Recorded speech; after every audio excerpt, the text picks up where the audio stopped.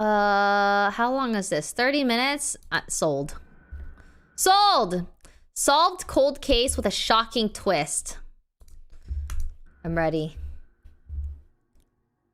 How's the audio? What is up, Iwu Oh, crew? jeez.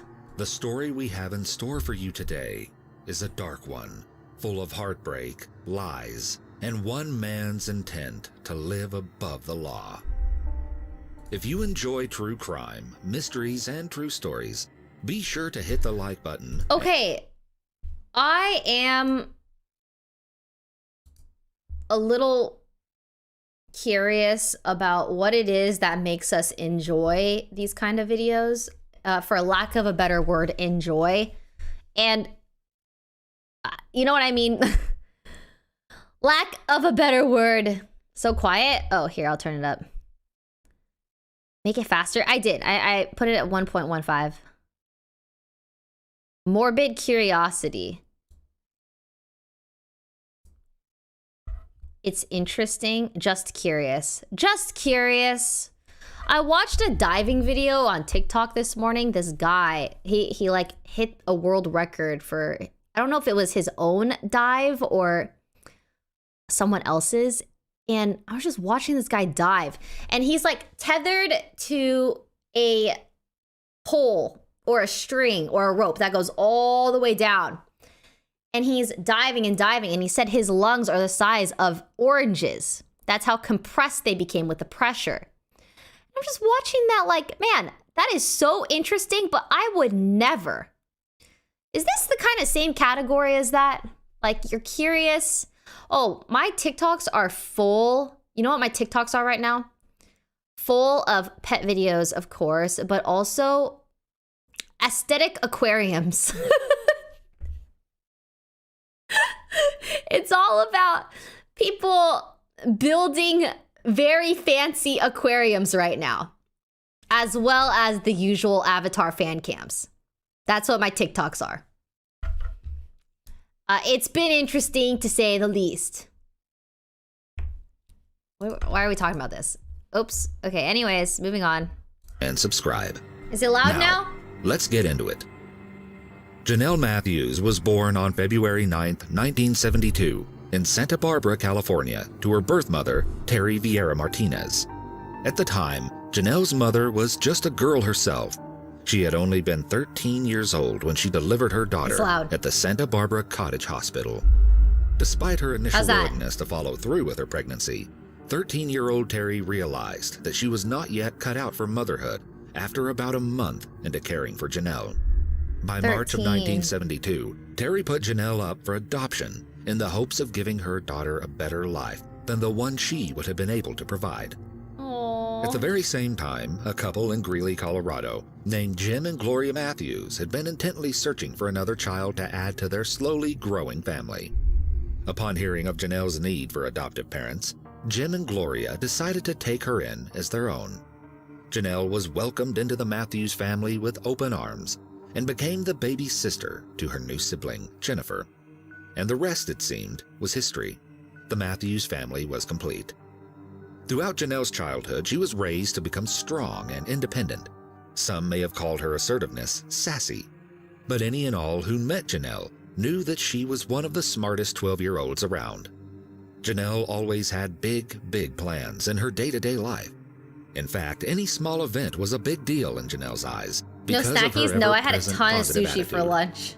So, in 1984, as the holiday season overtook the Colorado city of Greeley and Christmas Day approached, 12-year-old Janelle was as excited as ever to spend time with friends and family. Unfortunately for the Matthews family, evil does not take time off around the holidays. As per their usual holiday schedule, the school that Janelle and Jennifer attended, the Franklin Middle School, had been preparing for their choir's annual holiday concert. Janelle had been anticipating the concert for months, as she had been chosen to perform in it herself. However, in the days leading up to the concert, Janelle had come down with a cold. The cold was not debilitating, though it was an inconvenience for a young girl who desperately wanted to hang out with her friends before the holiday break. Aww. By December 20th, just days before Christmas, Janelle was practically begging her parents to let her go to school that day. Unlike most kids Janelle's age, who would do anything in their power to stay home from school, Janelle was adamant about going. Janelle assured her parents that she was feeling fine and that she would take it easy during the day. She told her parents that she had gifts to give to her friends, whom she wouldn't see for weeks because of winter break. Not to mention, Janelle had been looking forward to participating in the holiday concert for weeks, and she did not want to miss it for the world. So Jim and Gloria agreed that Janelle could go to school and the concert under one condition. She had to come straight home after the choir's performance to rest. Unfortunately, neither of Janelle's parents would actually be able to make it to the performance that evening. Her father, Jim, had promised Janelle's older sister, Jennifer, that he would watch her basketball game that night, while Janelle's mother, Gloria, needed to go out of town for a few days upon learning that her own mother had fallen ill across the country. Despite not having her family in the audience that evening, Janelle was nonetheless ecstatic to be a part of her school's small-scale production, and she was even able to meet up with one of her friends, Deanna Ross, at the start of the event and effectively secure herself a ride home from Deanna's father, Russell. The concert was everything that Janelle had hoped it would be. On the drive home in Deanna's father's car, Janelle and Deanna chatted about the event, their day, and their respective Christmas plans. It was the perfect ending to an amazing day in Janelle's eyes. Unfortunately, Janelle's night was far from over. What? As Russell pulled his car up along the curb outside of Janelle's home around 8:15 p.m., the two girls said their goodbyes and wished each other a Merry Christmas. Janelle got out of the car and headed up the driveway to the front door. Russell and Deanna waited patiently in their car just outside and watched to make sure that Janelle made it inside without any problems. Once inside, Janelle flashed the lights in the foyer to indicate that she was safely home. Oh no. With that, Russell and Deanna drove off toward their own home. Little did they know that they would be the last people ever to see Janelle alive. At around 8:30 p.m., records show that Janelle answered a call made to the Matthews home phone and even took a message for her father, as the caller had been trying to reach Jim. Janelle's father was the principal of a nearby elementary school called Platte Valley Elementary School, and one of the teachers had been trying to contact him to say that he wouldn't be at work the following morning. That was the last time anyone ever heard from Janelle. Well, with the exception of one other individual, the sinister one lurking in the shadows. Who? After finishing the call, Janelle allegedly made herself comfortable in the living room. She had a very specific spot on the couch that all but had her name engraved on it. She was known to sit on her side of the couch, next to her family's decadent Christmas tree, and relax by the warmth of a space heater. I was gonna talk. With Christmas just days away. Listen. I wasn't gonna pause, but I just wanted to, like... Do you guys do this with your toes? Like, I had a friend a long time ago that also, like, they always had this second toe underneath their big toe all the time. And this reminded me of it. I wasn't gonna pause, but I was just kind of curious. Is it common? Yes? But why? Like, why is your toe going underneath the other toes? And also, I don't understand why toes didn't just evolve to be more fingers. Like, that would have been way more useful. Next to her family's decadent Christmas tree and relax by the warmth of a space heater. With Christmas just days away, that mental image of an exhausted Janelle curled up on the couch with her shawl draped over her shoulders was the epitome of the holiday season. Unfortunately, the calm of the evening was short-lived. At around 9:30 p.m., just an hour after Janelle had been dropped off, Jim arrived home to an empty house. The notion of an empty house was not necessarily out of the ordinary. He assumed at first that Janelle had simply stayed out a bit later with her friends, someday? Despite the agreement she had made. Okay. All right, listen. I think that we're actually... Listen. We may think humans have been around for a very, very long time and have evolved to be where we are today. I think we're also very, very, very early in our evolution, and that our toes will evolve to be fingers. Usable. But that's only if we start using our feet as hands. Okay? And then we start having babies with other people that are using their feet as hands. And then we can start breeding and making useful feet into useful hands. 4 of them. Stayed with both of her parents before going to school that morning. And then, Jim entered the living room. On the couch, Jim noticed 3 very specific things. Firstly, the heater was on with no one there to embrace its warmth. Second, Janelle's favorite shawl was strewn across the back of the couch, as if she had just taken it off the moment before. And lastly, a pair of Janelle's shoes were positioned perfectly in front of her usual spot on the couch. Why? As if they had been kicked off the second she sat down. The only thing missing from the picturesque scene in the living room was Janelle. Jim tried to remain calm as he quickly searched the house for his youngest daughter. When he found no other sign of Janelle, Jim heard the front door open and rushed downstairs. When he arrived at the foot of the stairs, he let out a sigh as he locked eyes with Jennifer, who had returned home around 10 o'clock. Jennifer was entirely unaware of her father's sudden panic. When she told him that she had not seen Janelle all night, he knew right away that something was terribly wrong. Almost immediately, Jim called the police and reported that his daughter was missing. Greeley police arrived at the Matthews residence at 320 I did see Everything Everywhere All at Once. It's a great movie. 15 minutes of Jim's initial phone call. They did have hot dog hands. The possibility of a missing child in the chill of the winter was worthy of a rush. As the police walked around the interior and exterior of the home, they were astonished to find virtually no evidence of a struggle, nor any sign of forced entry. At first, the authorities believed that Janelle must have left on her own accord, even though she seemed to have left the house without so much as a pair of shoes or a jacket on a cold night. Jim assured the police that his 12-year-old daughter could not have gone very far if she was barefoot in the snow. And then, upon taking a closer look around the outside of the house, the officers found something peculiar. What? Footprints in the snow around the living room windows.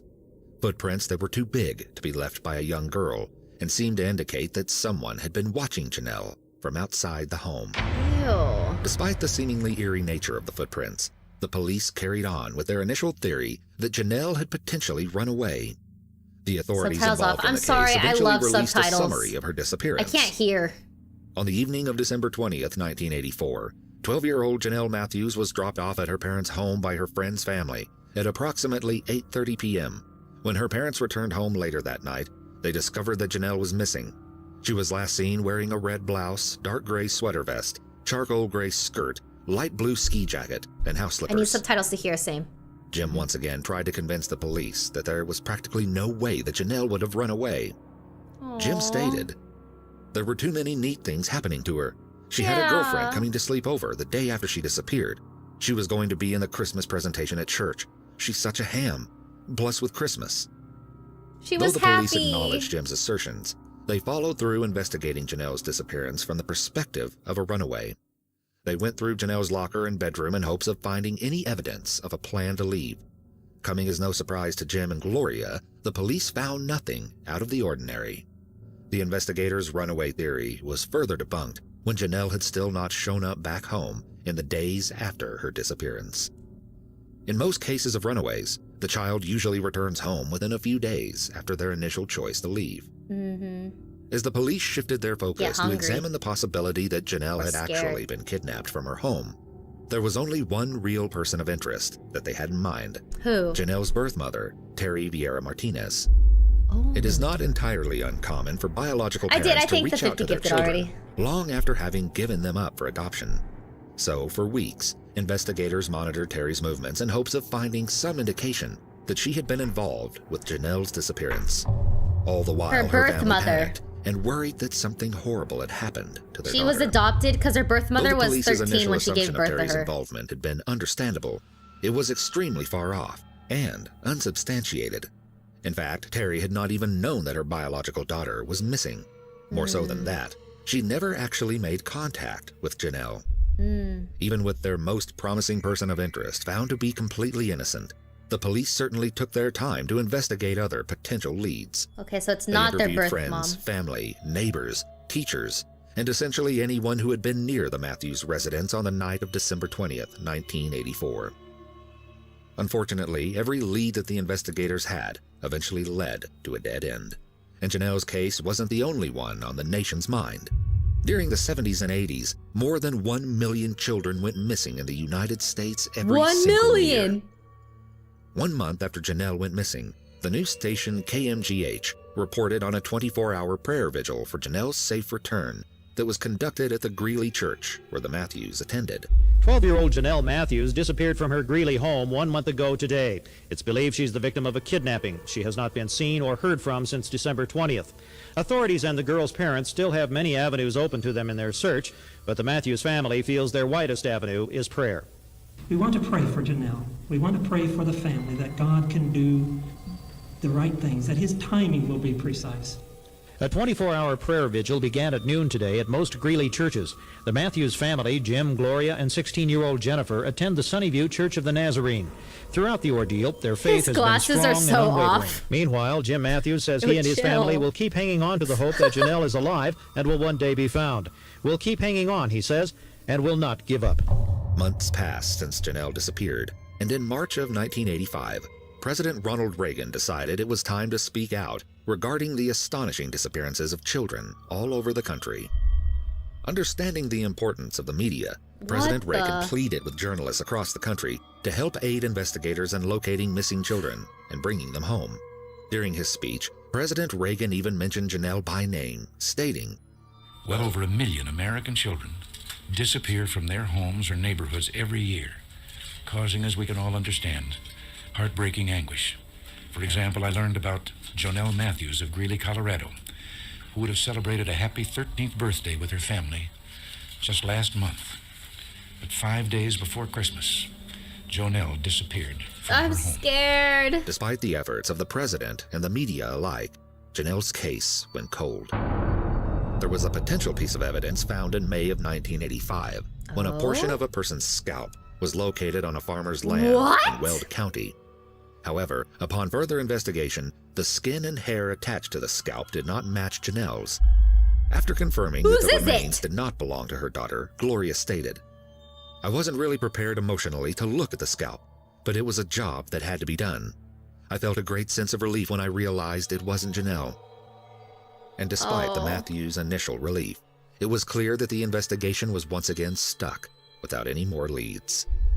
And it would remain that way for a very long time. How long? 10 years had passed with no leads, 10 no indication that Janelle was still alive, and no hope to locate her anytime soon.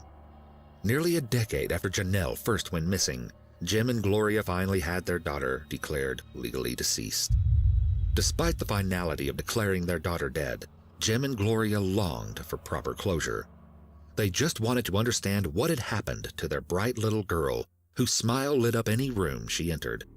At the time, it seemed that the Matthews would never get answers to the heartbreaking questions they had been holding on to since 1984. Gosh, that would be so unsettling forever. Staying in Greeley proved to be far too painful for the Matthews family to bear over the years. Jim and Gloria eventually retired to Costa Rica, and Jennifer moved to Washington. And then, in July of 2019, nearly 35 years after Janelle disappeared without a trace, the entire case broke wide open. What? As construction workers prepared to land in a rural area of Greeley, Colorado's southeastern side for an oil and gas pipeline dig, they came across something peculiar.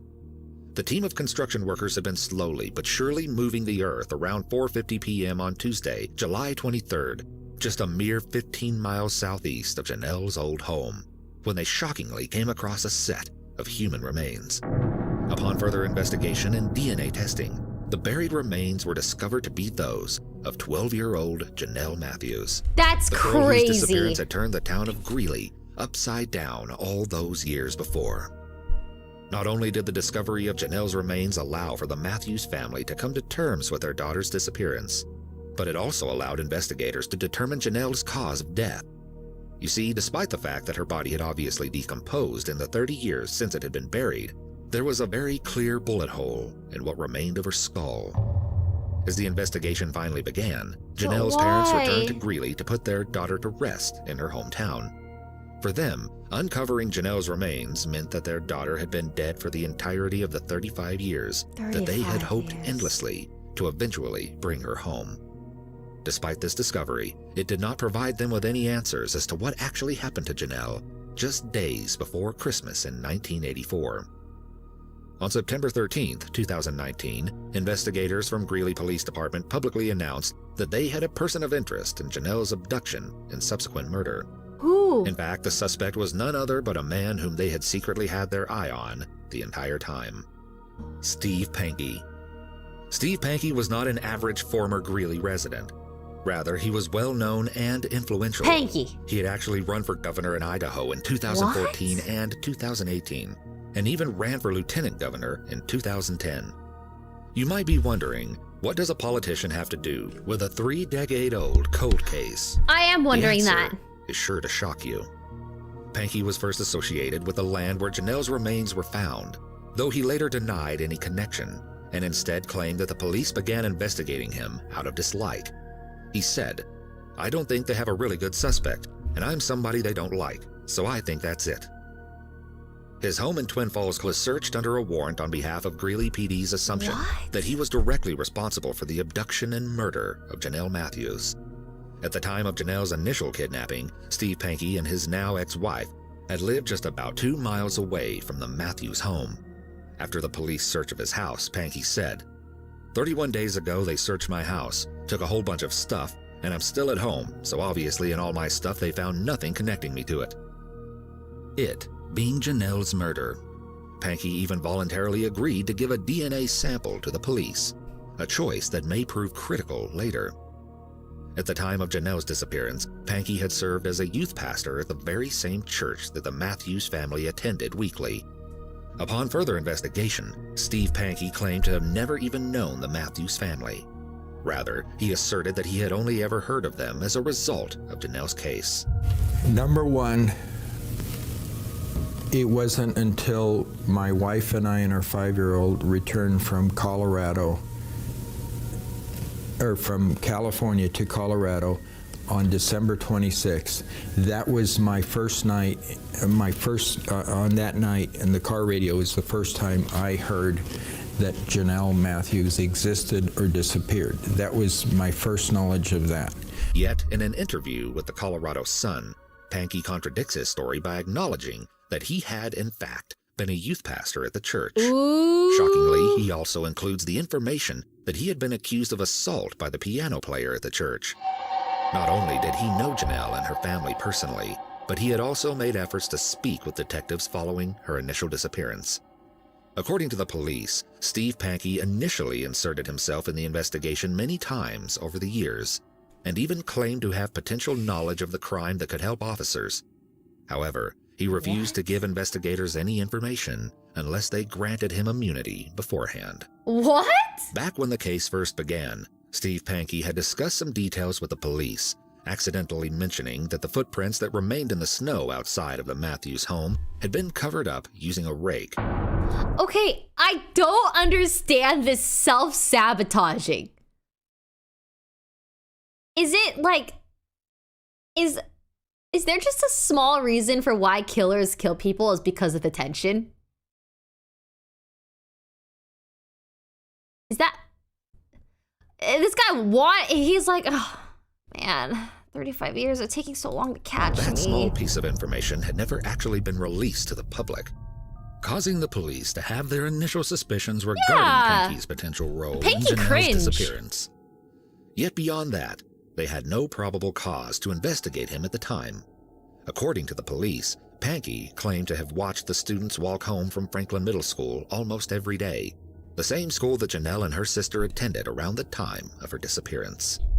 Yet Pankey declared that he and his wife had been at home on the night of Janelle's disappearance, as they had been planning on heading out of town the next day for a trip to Big Bear Lake in California. However, upon receiving false statements and superfluous details regarding the trip itself, the police decided to interview Pankey's now ex-wife, Angela Hicks. Angela told the police that she and Steve had actually started their trip on December 22nd, 1984, not on the 21st. More so than that, Angela said that the trip was not planned. It was entirely unexpected. When the couple returned to Greeley on the day after Christmas, Angela said her then-husband had taken an unusual interest in Janelle's case, and even forced her to read the newspaper articles concerning the case. What? And then, Steve even started digging in the yard of their shared home for a reason he never revealed to Angela. Later that same week, a vehicle stored on their property mysteriously caught fire and burned to a crisp. In 2008, Steve Pankey's own son was murdered unexpectedly. Angela recalled that at their son's funeral, Steve stated, "I hope God didn't allow this to happen because of Janelle Matthews." At the time, she'd not thought much of it, as she had assumed that Steve was grieving and at a loss for comprehensive words. Pankey... I'm sorry. If my husband said that in regards to the murder, like death of our child, I would turn him in right on the spot. Like, that is so specific. That's later crazy. addresses this accusation in a statement. Now, another interesting layer to this whole case, Gretchen, is that when police searched his home, Pankey told me that they took a DVD from him, and on that DVD was actually his son's funeral from 2008. Now, I asked him why detectives would want to take this, and Pankey said that he heard the detectives think that on that DVD is a recording of him saying that he hopes this didn't happen to his son because of what happened to Janelle Matthews. Now, Pankey said that that thought has never crossed his mind and that he's never said those words ever. Despite being ultimately unhelpful with the police search when Janelle first went missing, after his name was again associated with the disappearance, Pankey was not afraid to speak liberally with journalists or news outlets.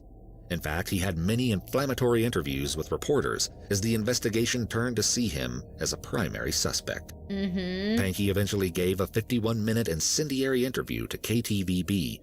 He speaks casually and with flat effect through the entire interview, and his manner, one arm cast leisurely over the back of a bench, appears far too unfeeling for a man suspected of the horrific murder of a child.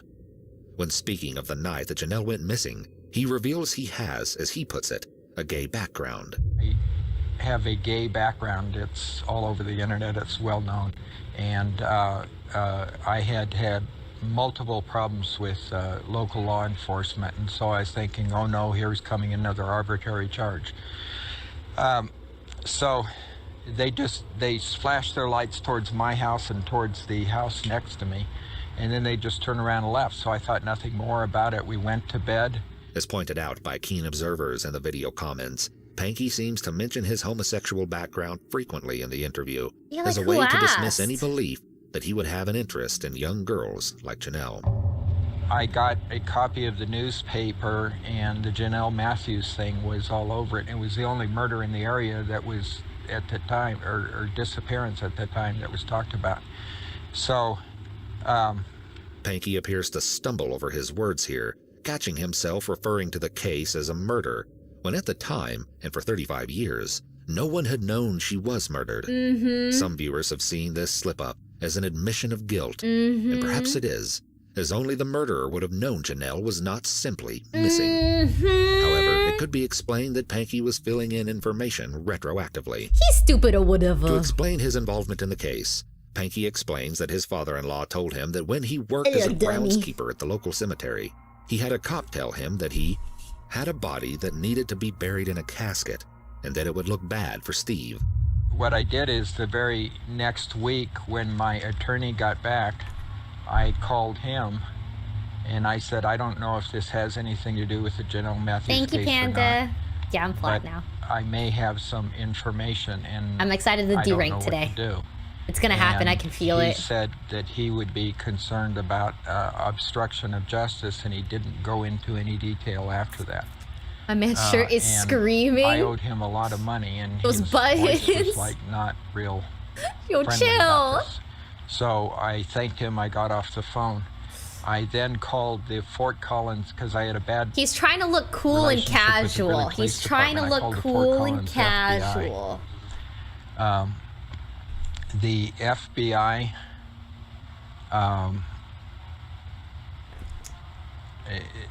I talked to an agent named Lyons, a special agent Lyons, and he said he'd call me back the next day and tell me where we'd meet. Well, what I told No caffeine Lyons on today? the phone Oh, I'm was, drinking is I caffeine. wanted to avoid an obstruction of justice charge. I just don't want to have a problem.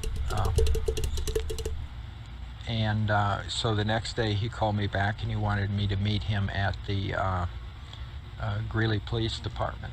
So I met him there. What I told him was somebody had talked. I said I'd talked to my attorney. Oh my And God. if you get rough with me, I'm Pinky. going to lawyer up, and that'll be the end of it. Just But admit I said, it.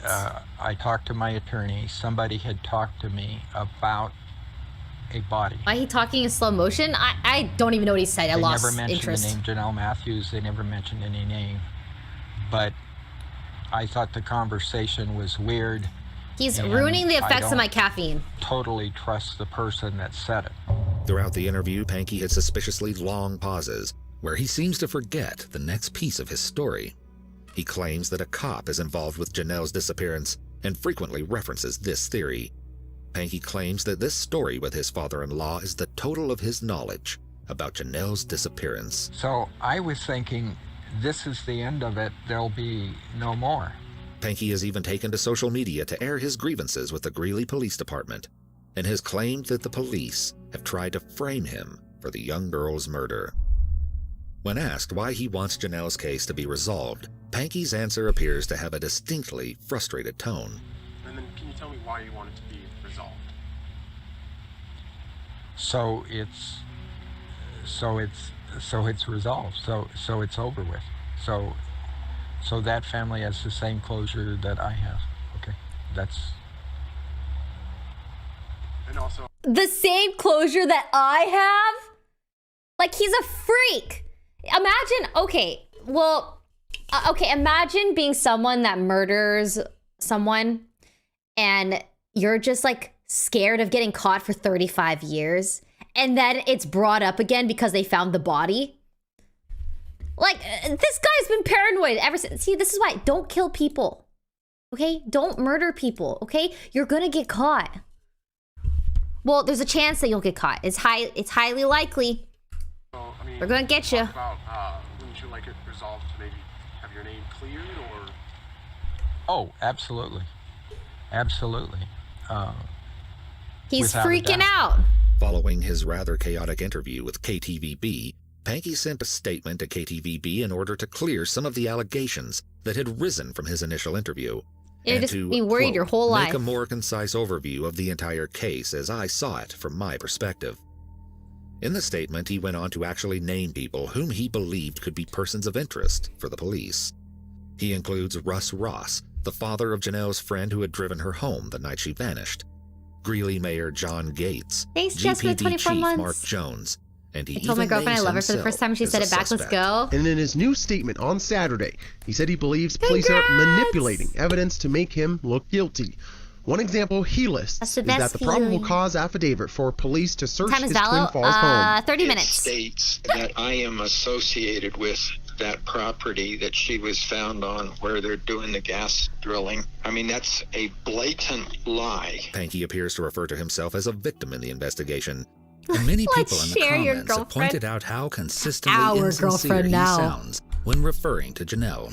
Probably most people don't realize in the 300,000 or how many missing and exploited children there are across the United States, there are a lot of people that are victims in it. It goes, the rock in the pond has many rings, it just keeps going out. There's a lot here. I am not against them solving it, okay? I'm for solving it. On October 13th, 2020, Steve Pankey was indicted on charges of first-degree murder and kidnapping in Janelle's disappearance and subsequent death. As of November 2020, 69-year-old Steve Pankey is being held without bail in the Ada County Jail in Idaho, awaiting his eventual extradition to Colorado for trial. But why Upon did he Pankey's do potential it? association with the case becoming public knowledge, a variety of true crime podcasts have realized that Steve is a Patreon patron of theirs. Chillingly, Pankey was even discovered to have been a Patreon of the popular podcast The Trail Went Cold, one of the first and only podcasts to cover the Janelle Matthews case. Perhaps Steve Pankey's eerie obsession with Janelle's case is an indication of something far darker than his claimed status as an average true crime lover. It will be interesting to see what happens through the course of Steve Pankey's trial, as he is the first proper person of interest in the Janelle Matthews case in the last 36 years. We don't yet know what happened that cold winter night. Why? But soon, we may finally find out. Perhaps the most positive thing to take away from Janelle's story is this. she and her family may finally receive closure to know what happened to the unsuspecting 12-year-old girl who was brutally murdered all those years before. Chill, chill. What the? Relax, relax, relax, relax. Oh. I feel so bad for her family. That poor girl. Ugh. Okay, we only have time. We only have 30 minutes. Did we watch this one? 5 cases that were solved decades later? No.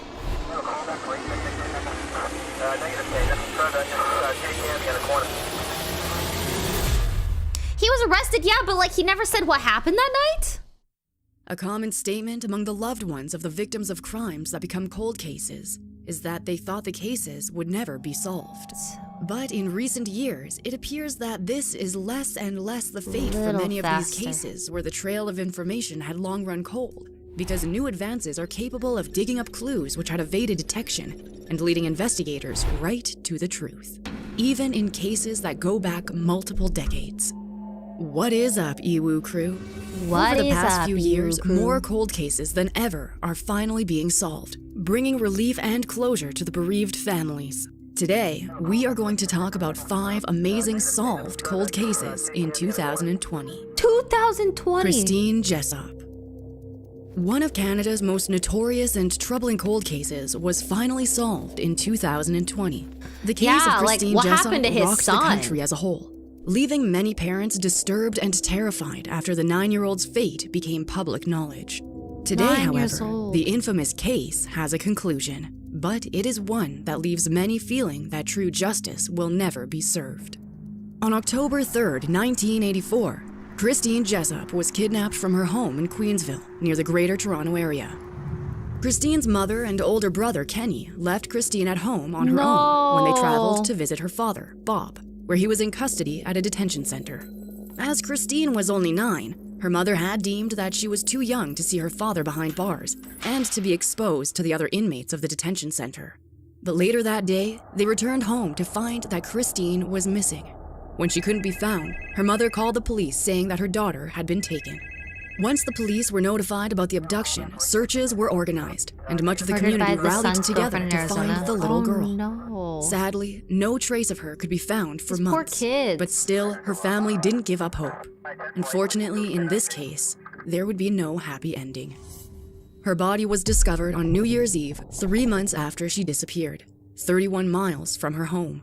She had been assaulted and stabbed. At first, there were no leads in finding Christine's killer. Yet, it was less than a year after Christine's death that the police had an enormous break in the case. In April 1985, they arrested and charged Guy Paul Morin with her murder. Morin was her next-door neighbor and had become a suspect during the investigation because of his close proximity. Though the public was initially relieved to have someone they regarded as a horrific killer behind bars, Morin's trial did not go as expected.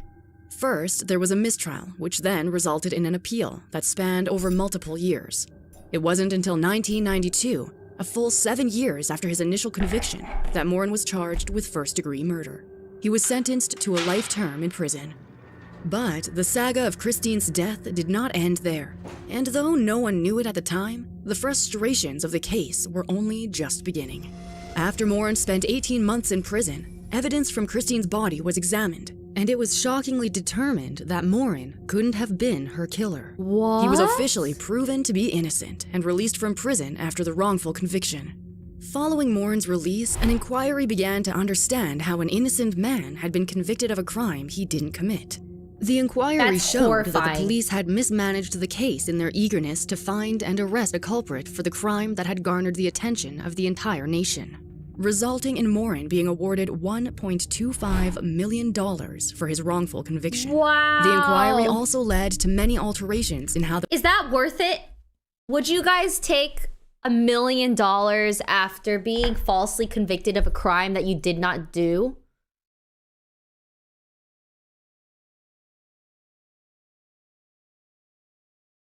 Would that like just make it better? Like, what if this guy was in jail for 2 years?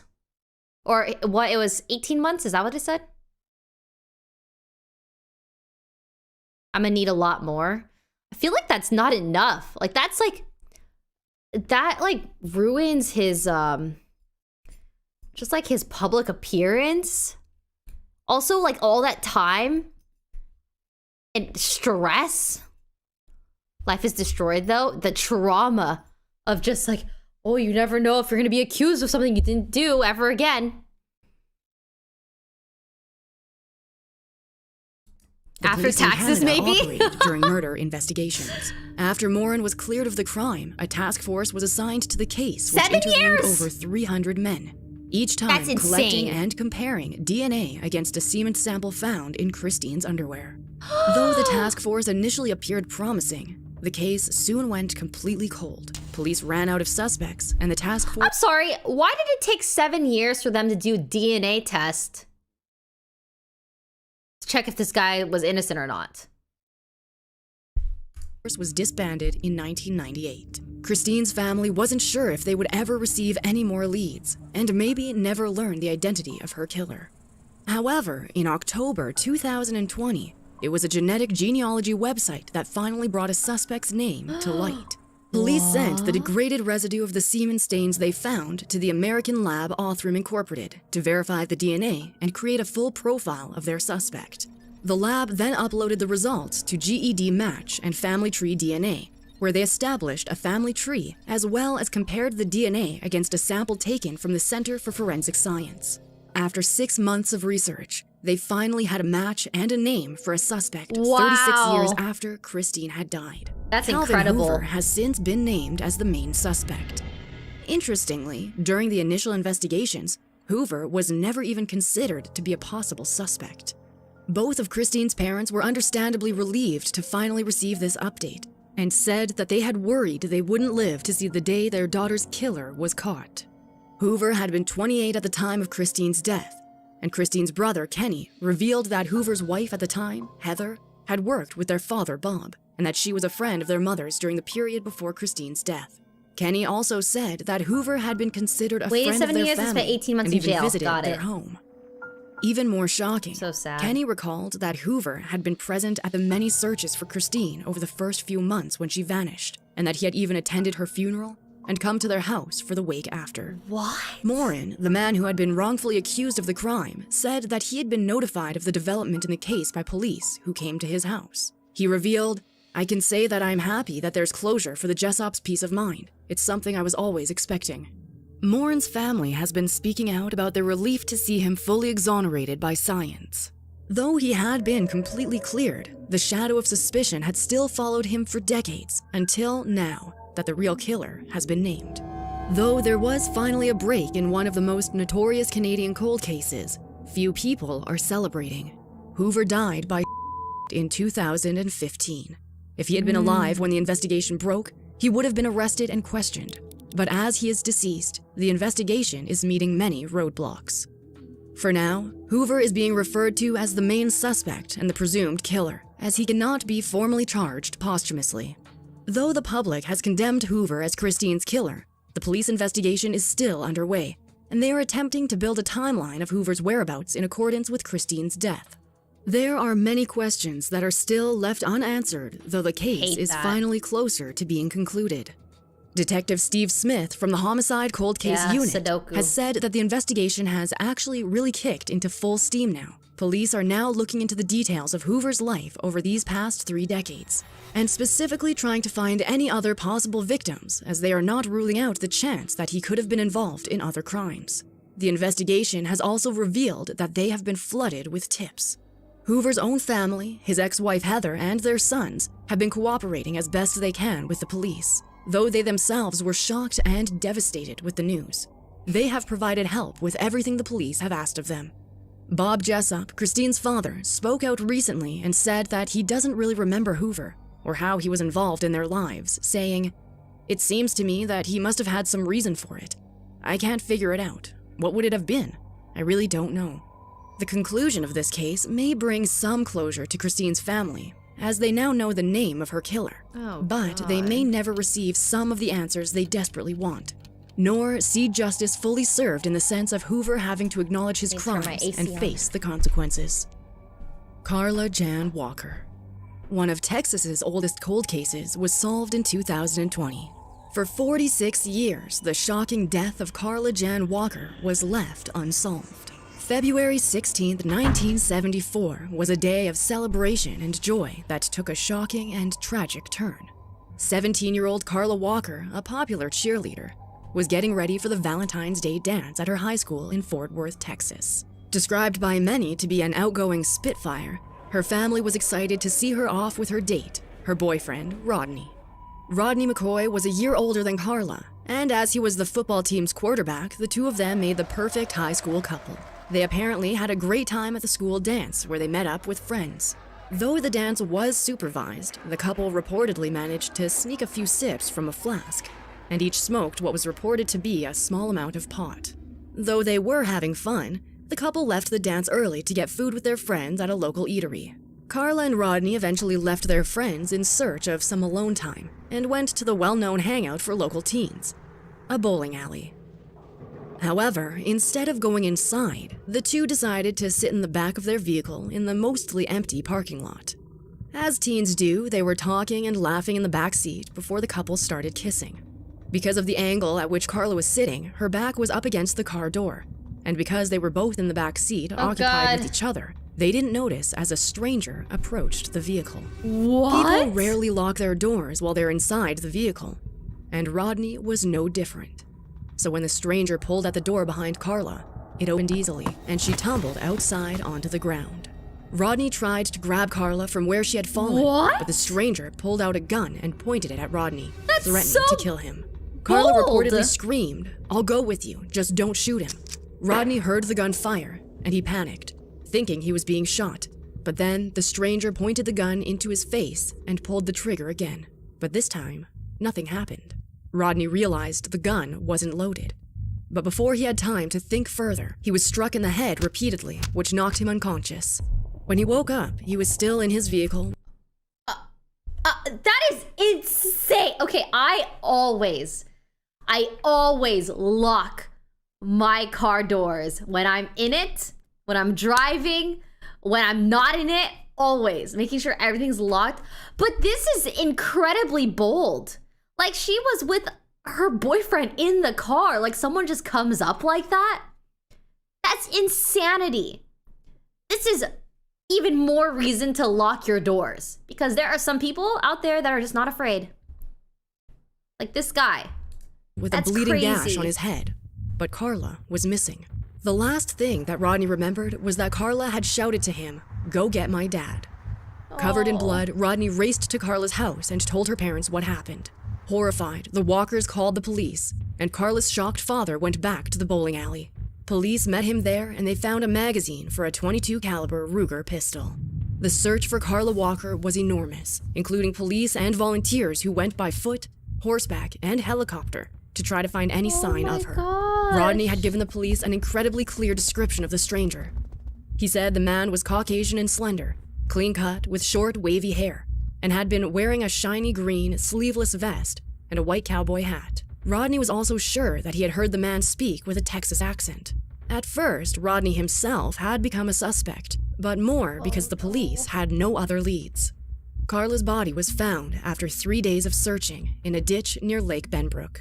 Through her autopsy, it appeared that she had died 24 to 36 hours after she was taken, and that she had been held captive for that period during which she was tortured and assaulted.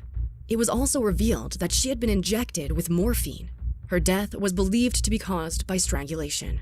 Why? As soon as she was found, the police were flooded with tips and suggested suspects by the general public. In fact, the police recorded about 200 calls containing possible information.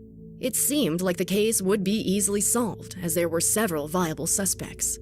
One suspect who caught the police's attention was Glenn Samuel McCurley, who lived less than a mile from the bowling alley, was off work from his truck driving job, and didn't have anyone to vouch for his alibi because his wife was away the night Carla was taken. McCurley had become a person of interest when he bought bullets for a gun matching the magazine found in the parking lot where Carla was abducted. When police asked to see his gun, he said that it had been stolen around the time that Carla was taken. Wow. And that he never reported it because he had a criminal record from a previous car theft. Though What are the McCurley odds? was clearly suspicious, the police had no conclusive evidence to link him to the crime, and so they had to release him. The police followed up on other suspects, and some people even came forward to confess they were involved. But each person was ultimately eliminated. For years, police revisited Carla's case, and frequently they had leads, but none resulted in finding her killer. However, the investigators were sure they would one day ultimately solve Carla's murder, as they had collected DNA evidence from Carla's body and her clothing. The only problem was the technology to accurately sequence the DNA samples didn't exist in the 1970s. Wow. It wasn't until 2019, decades after Carla's horrific murder, that her case received a renewed interest when a letter related to her death was discovered and shared to social media. With more recent awareness on her case, the DNA found on Carla's bra was sent to Othram Incorporated. Using the most cutting-edge technology that hadn't previously been available, Othram created a full DNA profile of a suspect. The profile was compared in CODIS, Combined DNA Index System, which failed to find any results. But when added to GED Match, the DNA sequence came up with a narrowed search to 3 brothers, with the last name McCurley. On July 7th, 2020, investigators took the bin from outside of 77-year-old Glenn Samuel McCurley's house. As he had been the police's primary suspect, they were What? quick to narrow down his name from his brothers, who appeared in the DNA match. Items from his bin were examined, and his DNA was collected. On September 4th, 2020, it was determined that McCurley's DNA matched the DNA on Carla's bra. A few days later, the police approached McCurley, where they spoke to him and his wife. He told them the exact same story that he had recited years prior. Shut up, That he hadn't bozo. killed anyone, and that he never knew Carla Walker. McCurley even provided a DNA sample and consented to having it analyzed. These swabs of McCurley's DNA once again matched the sample found on Carla, and he was finally arrested. McCurley is charged with capital murder and is being held on a $100,000 bail while he awaits trial. The details of McCurley's life over the past 4 decades are still being So examined. disgusting. Jim Walker, Carla's brother, spoke at a news conference announcing the development in the case, saying, "Finally, after 46 years, 5 months, and 3 days, we have a name, a face, and are working toward a complete resolution." Though Jim says they are praying for McCurley's family, he wants to see full justice served in his sister's death. However, Carla's case took a dramatic turn when McCurley spoke from prison. No longer denying having anything to do with Carla's death, McCurley is now claiming that he saved her. In an interview, McCurley explained that he had been heavily drinking the night he randomly came across Carla and her boyfriend in the parking People lot are of the bowling so alley. cringe. McCurley alleged, quote, "He was hitting on her, and I was drinking beer in the parking lot. And I saw him. He was screaming, and I went over there and opened the door and knocked him off of her. He then went on to claim that he pulled Carla to his car, where they talked until she calmed down, and she had apparently thanked him for getting her boyfriend off of her." McCurley then described, "She just gave me a hug, I gave her a kiss. I mistook her for something else, I didn't mean to do it." He refused to explain anything more about Carla's murder, but many people are looking at his statement with skepticism. More details are expected to be revealed when a trial date is finally set for 2021. He's obviously lying. Fawn Cox. Occasionally, when a murder is solved, it brings Oh, both a resolution that's as how that well as a ends. reckoning. Sometimes the long-awaited answers This is- end up being okay. something you never expected. This was the case for the family of Fawn Cox. On July 26, 1989, 16-year-old Fawn Cox came home late after finishing work at Worlds of Fun in Kansas City. She normally worked until 11 p.m., and so it was not unusual for her family to not hear from her, as she often went directly to bed when she had to work the next day. Fawn was known to be a normal teenager, one who went to church and stayed out of any trouble. The next morning, Fawn's little sister, Felisa, heard Fawn's alarm going off within her room, but she wasn't getting up or turning it off. Felisa went in to rouse her sister and shake her awake, but instead, she found her dead. Felisa remembered that she had been gone for a while by the time she had discovered her. Her mother, Beverly, also came into the room, sure that Fawn simply had to still be sleeping.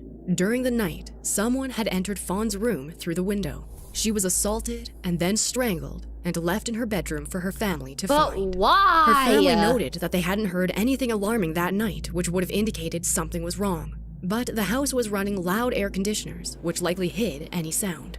Although, they did recall hearing the dog barking that night, which sounded as though it was agitated. But because the animal was pregnant, it was explained away. Police were sure that the attack was targeted. Listen to the dogs! And because the perpetrator chose Fawn's exact window and was able to remain undetected, it was clear to investigators that the killer probably knew Fawn.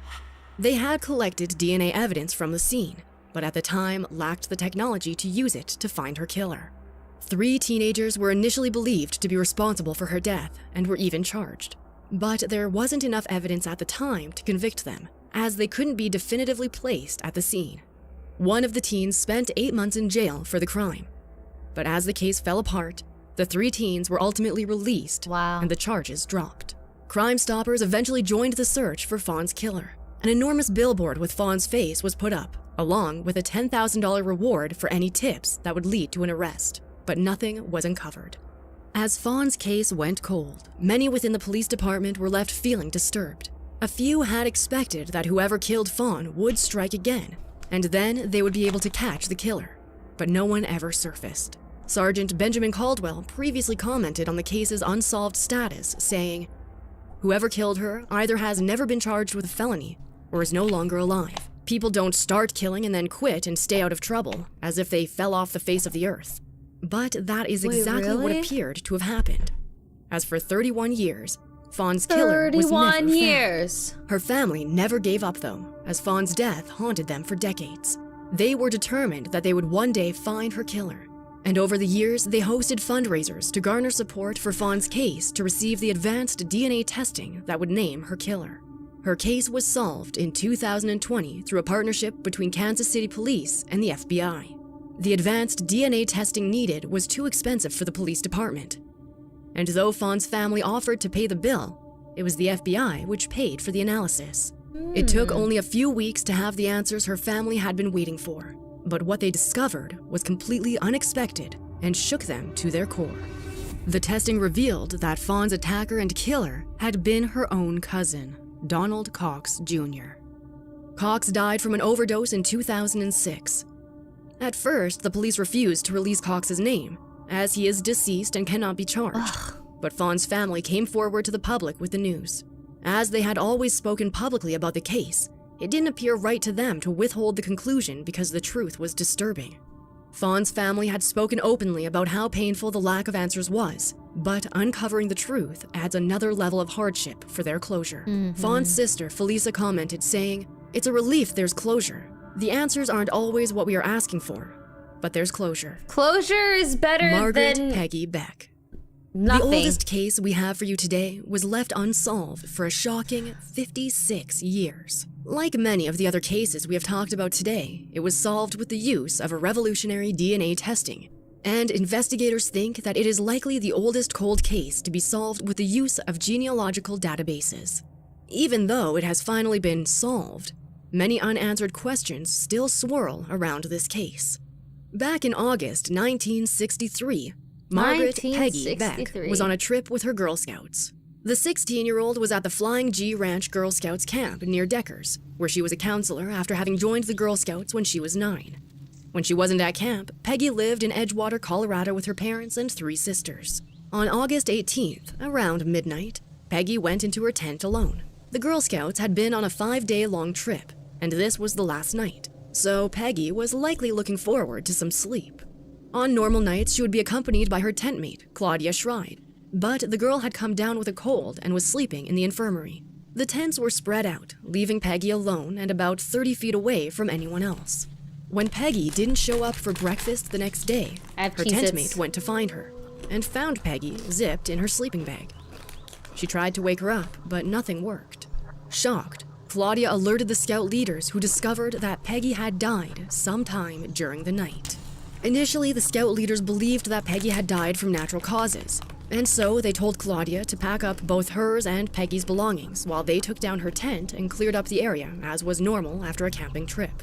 It took the leaders 8 hours to finally contact police, with no explanation except that they believed that the otherwise healthy 16-year-old had died naturally. That is, until they saw bruises forming on her neck. Police saw the bruises as proof that she had died from strangulation. After an investigation, why? it was determined that someone had entered Peggy's tent that night and assaulted her before killing her and zipping her back into the sleeping bag. The police believed that the calculated nature of zipping her body into the sleeping bag was an indication that this was not her attacker's first time killing. Peggy had put up a fight though, and there were skin cells discovered under her fingernails. The scout leaders unintentionally created a huge obstacle for the police investigation when they contaminated the crime scene by cleaning everything up. Much of the evidence was lost or disrupted, and so investigators had a harder than usual time creating a profile to find Peggy's killer. However, later the same day she was found, a tip was called into the police that said there was a man at a bus stop who had scratches on his face, similar to the ones that Peggy may have inflicted on her attacker. However, when police interviewed the man, they let him go. Another suspect was James Sherbondy, who had been in prison for 25 years for the murder of an Eagle County Sheriff's deputy. He had stopped contact with a parole officer at the time of Peggy's death, but Sherbondy was eventually cleared. For years, there were multiple suspects, and even a few confessions to the crime, but none that were real. Both of Peggy's parents passed away without seeing their daughter's killer brought to justice, but her case wasn't forgotten, even after Why do you think this is the second time in this video that they mentioned people were giving a false confession? Why do you think that they're doing that? Is it because they're so empathetic, they just want to give the family closure, even if they didn't for money? No, like, these people want to get caught, even though they didn't do it. Attention? Because they're dumb? Being paid off?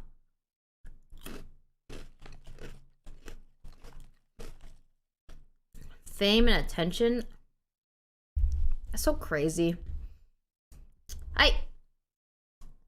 Just so you all know, fame is fleeting. Like, it doesn't matter. We're all gonna die anyways. Like, relax, okay?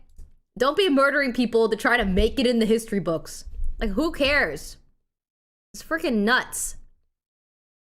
Like, it's crazy to me that these people are confessing to something they didn't do. Just so people remember them.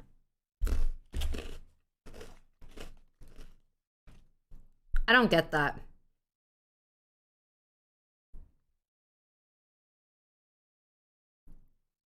Five decades had passed. So, by 2000, Free food and shelter in prisons. Oh my gosh. I think you're right. Like, you probably wouldn't want to murder someone to go to jail, but if there's an opportunity to go to jail for free food and shelter, you would probably take it. I think that's spot on. 2007, when technology was able to accurately create a profile from the skin cells originally collected from under Peggy's fingernails, investigators opened her case again. The DNA profile was placed in CODIS, but it didn't find a match. Food, not fruit. However, free food. the case was once again revisited in 2019, when a complete profile could be created. And this time, it pointed to a family. Police believed that their suspect had to be related to the family, and so they were contacted. The family cooperated to provide DNA samples to help pinpoint the killer. In 2020, 56 years after the crime, the police had a name: James Raymond Taylor. Taylor would have been in his early 20s at the time of Peggy's death. He worked as a TV and radio repairman, and he lived in Edgewater. It is believed that Taylor had a familiarity with the remote area where the Girl Scouts. No, it's just false. No homeless poor person would ever want to go to jail for free food and bed because there is a high risk of you getting assaulted, murdered. I mean,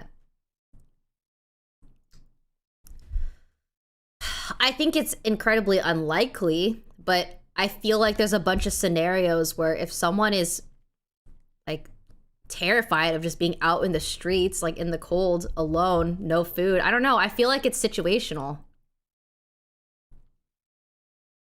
I don't think any of us here would understand what it's like to be entirely alone and homeless and starving. We don't really understand what that's like. People can get desperate. Yeah, I think it's entirely situational. Like, we don't know what some people have been through that are in those situations. I've been homeless.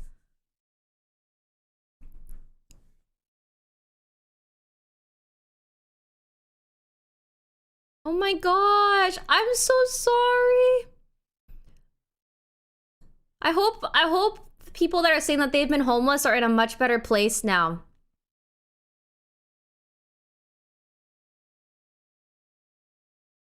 That's so scary.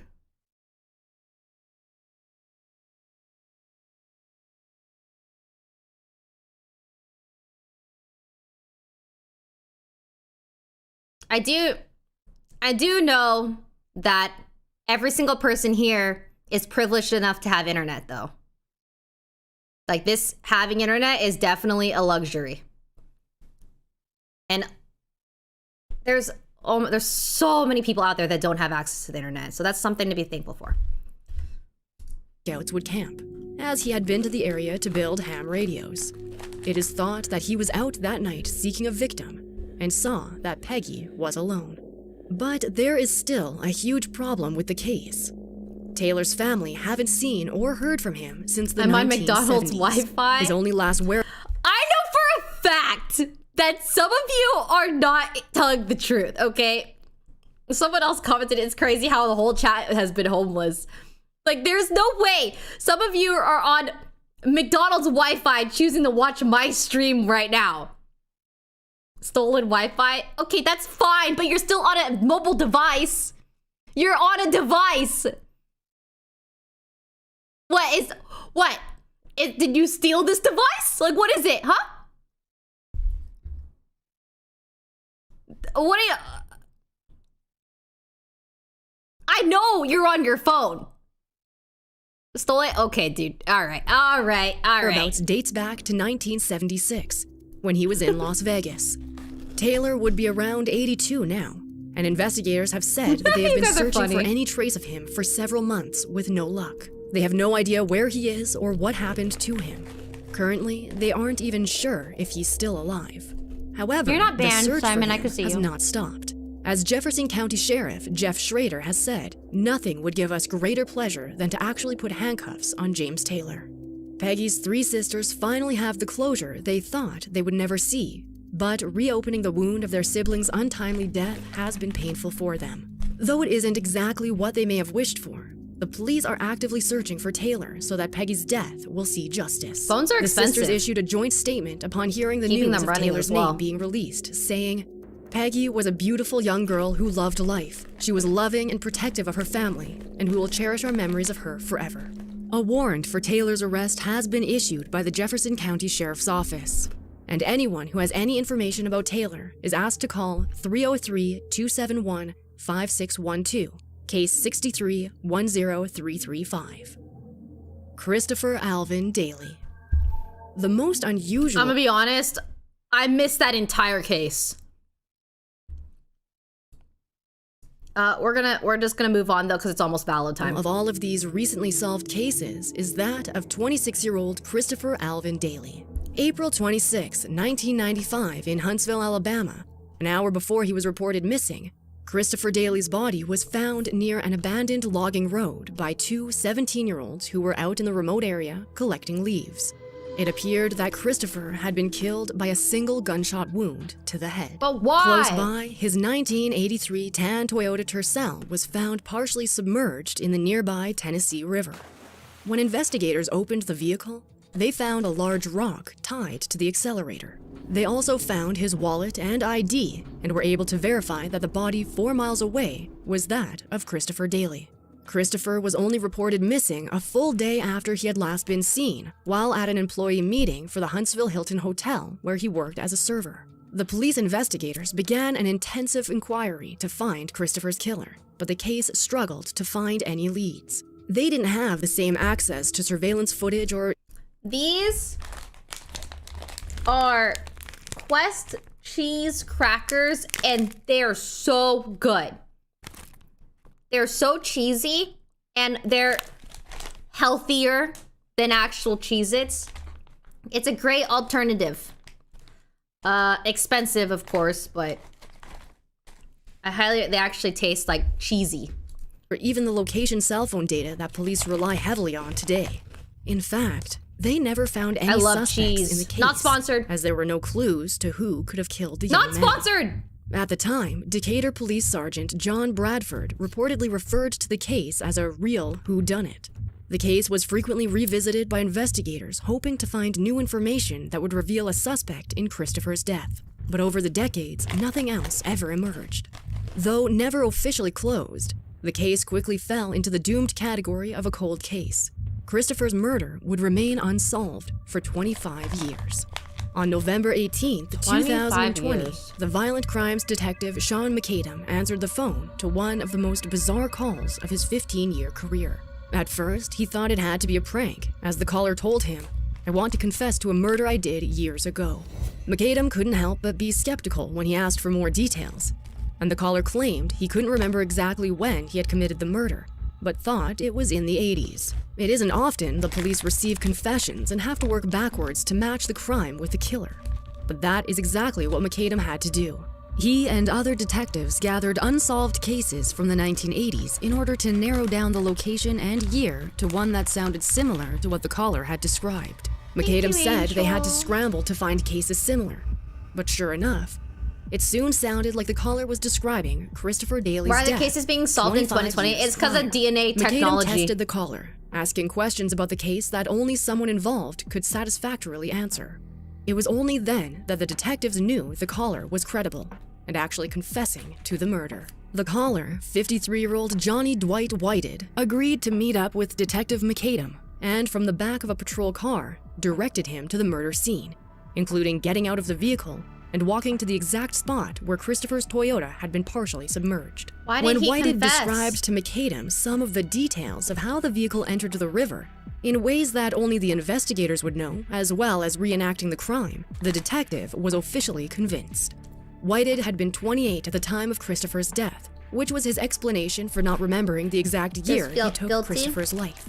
As the investigation continued, McAdam said that Whited appeared to express his remorse for his crime, and that he was embarrassed about what he had done. McAdam said that he could tell it had been weighing on him for a long time, and that he wanted to get it off his chest.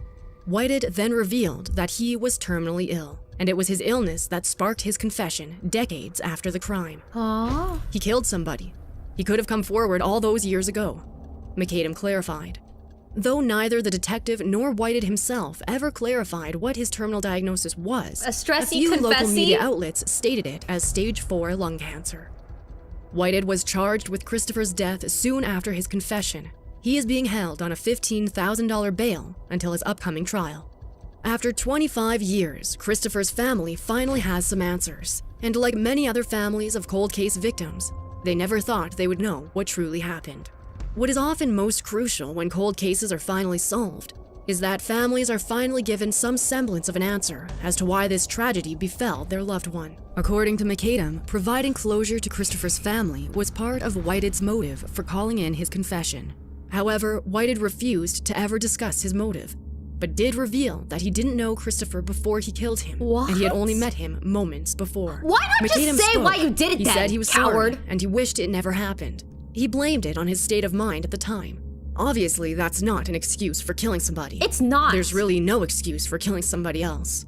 The missing motive still frustrates investigators. However, some details about the killer have been revealed, such as Whited having consistent drug-related arrests throughout his life. He had been arrested for possessing a crack pipe not even 3 weeks after Christopher's body was discovered. In a strange twist, Whited is currently awaiting a second trial in May 2021, this time for a methamphetamine charge. Oh. It is unclear if Whited's patterns of drug offenses is in any way related to his killing of Christopher Daly. With Whited's upcoming trial, likely sometime in mid-2021, more details about the crime will be revealed, and hopefully provide more answers and closure for Christopher's family. Lately, more cold cases than ever are finally being solved. Yeah. And DNA evidence continues to be utilized to hunt down the perpetrators and serve long-awaited justice. However, it appears that closure and justice do not always turn out as expected. Yeah. We can only hope that even more crimes continue to be solved, even decades later. That's so sad. Just, at least there's closure, but geez.